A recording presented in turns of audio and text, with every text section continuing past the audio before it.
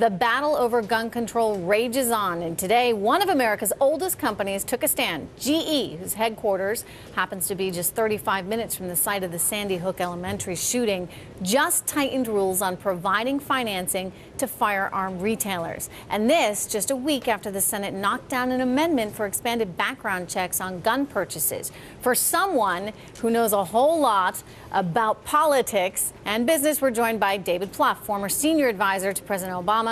He's also the newest contributor to us right here at Bloomberg Television. So welcome to the family, David. Great to have you on board. It's great to be here, Trish. Thanks for having me. Let's talk about GE and its decision to limit financing to firearm companies. Retailers, I should say. What is your reaction to that?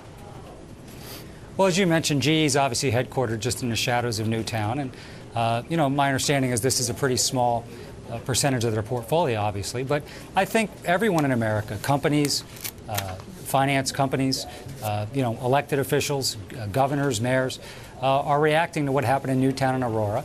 I think a company like GE is obviously, the leadership's going to talk about something like that. They're going to listen to our shareholders. I thought the vote last week, you mentioned the vote, was disappointing just because I can't think of a single issue in the country, whether there's UFOs or not, or what we should do about any economic issue, that gets 90% support. And obviously, to lose that vote. But as the president said last week, that's not the end of it.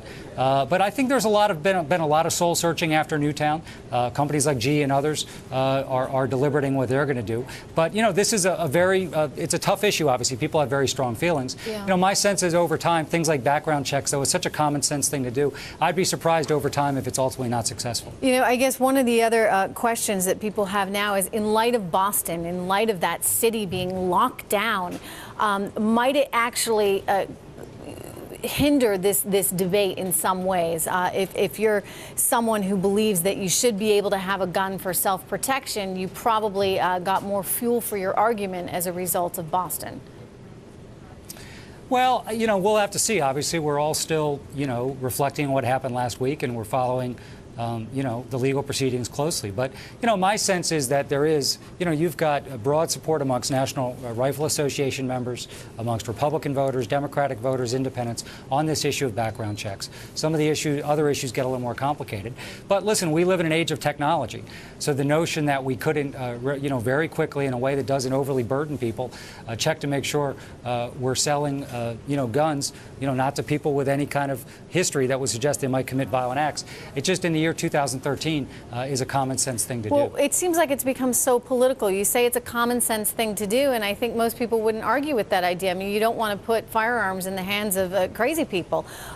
So why can't we get something like this through?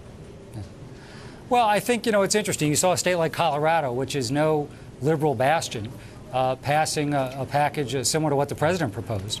You've seen, obviously, the state of Connecticut make similar progress. So you're seeing some progress at the state level. I think here in Washington, again, I want to go back to 90% of the people support this. You're not going to find a single issue anywhere near that in American politics today. So if you go out on the streets of, whether it's Manhattan, New York, or Manhattan, Kansas, Florida, Colorado, Montana, you're going to find support for something like background checks. But here in Washington, obviously, you've got a lot of people. The gun lobby is very powerful. Obviously, the mayor of New York has entered the fray here, I think, in a productive way, to show people who are willing to support things like background check that they'll get support in their efforts. But it's tough. But I think here in Washington, listen, there's so many issues, whether it's how we balance the deficit in the right way, this issue where Washington seems to be a little bit disconnected from the country right now. Well, David, you advised President Obama successfully on two of his elections. So the question is, if you were still in the White House today and advising President Obama, what would be your advice to move the various policies forward, whether you start with background checks or take it farther than that?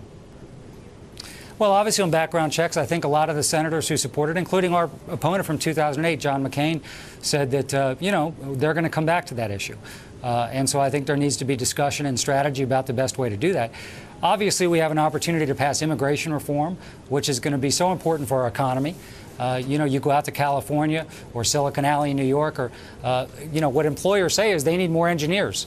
We are training people here providing them skills, and they leave and compete against us. So immigration reform, in addition to bringing people out of the shadows, toughening the border security, can be a huge plus for our economy. The good news is that seems to be a place where there's a lot of bipartisan, not just support, but energy behind it. So that would be a great thing to do for our economy. You know, the grand bargain, which we've chased for a long time, as you know, has a heartbeat again. And you see Democratic and Republican senators seeming to say enough's enough. There's more common ground here than not. Now, getting from the common ground that exists to a final deal that'll pass the Senate and the House that the president will sign, you know, is going to be hard. But there's a heartbeat. And I think people understand that if we can come up with a sensible long-term deficit reduction package that also allows us to invest in things like technology and research, that would be a very good thing for our economy. Our companies, our businesses could certainly use more certainty. I think the American people, by the way, would like to see their government really work. And if we could pass immigration reform this year and also follow that up with a deficit reduction package, a grand bargain as it's called down here, that would be a terrific, I think, shot of confidence, not just to the economy, but to the American people. And are those, by the way, David, more important than gun control from your point of view at the moment? Well, they're all important. I mean, I think Newtown was, you know, something we'll all never forget. And I think it required a response. And I think we're going to continue to try and work on that because it's important to protect our kids and our communities. Immigration reform is something that seems very ripe right now. I'm sure there'll be moments where it looks like it may not pass, but right now there's an enormous amount of energy in both parties, in the business community, in the faith community, in the law enforcement community. So the stars seem to be aligned here, but it's going to take a lot of work. And obviously, our economy is still not strong enough. So anything we can do to help our businesses hire, to help our workers get skills, we need to pursue that. Yeah. Because, yeah, we've had good growth, we've created jobs, but it's nowhere near where we need to be.